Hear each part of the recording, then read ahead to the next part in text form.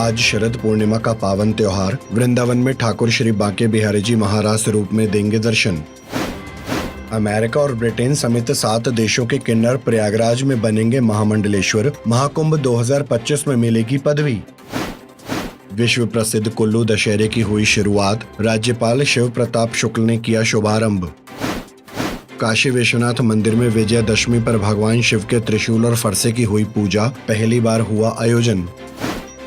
आज शरद पूर्णिमा के शुभ अवसर पर वृंदावन में ठाकुर श्री बांके बिहारी जी महाराज रूप में दर्शन देंगे। ठाकुर जी को नए श्वेत वस्त्र के साथ कटी काछनी और मस्तक पर मोर मुकुट धारण कराया जाएगा। आज के दिन विशेष तौर पर खीर और चंद्रकला का भोग भी लगाया जाता है। आपको बता दें कि साल में सिर्फ शरद पूर्णिमा के दिन ही श्री बांके बिहारी जी बंसी और छड़ी धारण करते हैं। हर साल आश्विन माह की पूर्णिमा को शरद पूर्णिमा मनाई जाती है। आज के दिन धन की देवी लक्ष्मी और भगवान विष्णु की पूजा करने का विधान है। शरद पूर्णिमा की रात को बहुत खास माना जाता है क्योंकि इस रात चंद्रमा 16 कलाओं से परिपूर्ण होता है।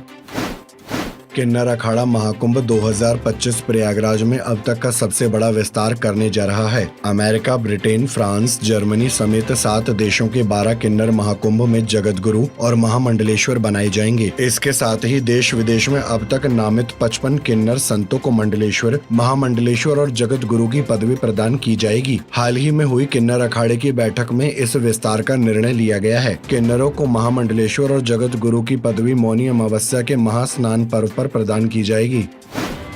हिमाचल प्रदेश में कुल्लू का अंतर्राष्ट्रीय दशहरा उत्सव भगवान रघुनाथ की पारंपरिक शोभा यात्रा के साथ शुरू हो गया है। 13 सितंबर को राज्यपाल शिव प्रताप शुक्ल ने कुल्लू के रथ मैदान में सप्ताह भर चलने वाले अंतर्राष्ट्रीय दशहरा उत्सव का शुभारंभ किया। इस दौरान भगवान रघुनाथ के विग्रह को सुल्तानपुर मंदिर से रथ में बिठाकर कुल्लू के ढालपुर मैदान लाया गया। हजारों की संख्या में श्रद्धालु इस यात्रा में शामिल हुए और भगवान के रथ की रस्सियों को खींचने के लिए उनमें होड़ देखी गई।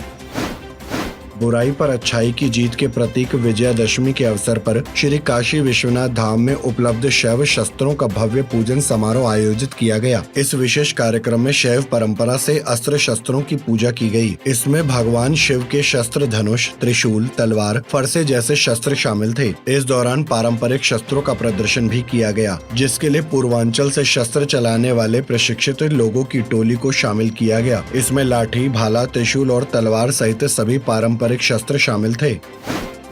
श्री काशी विश्वनाथ मंदिर में 5 दिनों की रोक के बाद सख्त नियमों के साथ स्पर्श दर्शन शुरू हो गए हैं। स्पर्श दर्शन के लिए श्रद्धालुओं को एक एक करके गर्भगृह में प्रवेश दिया जाएगा। इसके साथ ही मंदिर में तैनात सुरक्षा कर्मियों की हर 2 घंटे पर ड्यूटी बदलेगी। मंदिर प्रशासन ने दर्शन पूजन की व्यवस्थाओं में कई बदलाव किए हैं। गर्भगृह में दर्शन पूजन के दौरान अब नियमित रूप से 1.5 फीट का अर्घा लगाकर ही आम श्रद्धालुओं को प्रवेश दिया जाएगा। साथ ही झांकी दर्शन के दौरान लगने वाली जलाधारी के डिजाइन में भी बदलाव किया जा रहा है। अब मंदिर में स्थायी जलाधारी लगाई जाएगी ताकि उसे बार बार निकालने और लगाने की जरूरत नहीं होगी।